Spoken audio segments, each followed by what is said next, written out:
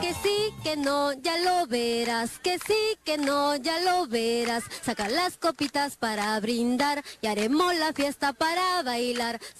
Que sí, que no, ya lo verás. Que sí, que no, ya lo verás. Saca las copitas para brindar y haremos la fiesta para bailar. Cantante es cantante, pero va a sacar modelo. ¿Dónde se ve tu cantante así? Mira, yo tengo recién un año de trayectoria, yo tengo un disco recién. No me van a comparar pues, con cantantes que ya tienen 15 años, tienen más de 10 discos grabados. O sea, yo creo que uno cada día va aprendiendo más, ¿no? Vino de un remoto pueblo de Cajamarca como empleada doméstica y tuvo que soportar los malos tratos de una muchacha cama adentro cuando era apenas una niña. ¿Sientes que estás innovando el huayno? Yo creo que sí, o sea, una empresa si todos los años no saca nuevas cosas, ¿no? O sea, se cae. ¿Me quiere decir que tú estás integrando el marketing al huayno?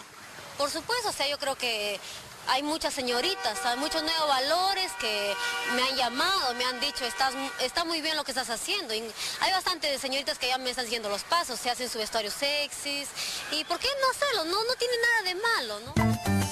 Ahora se hace llamar con el discutible apelativo de la Angie Cepeda del folclore y el público la reconoce como respuesta al inmenso requerimiento mediático del que ella goza.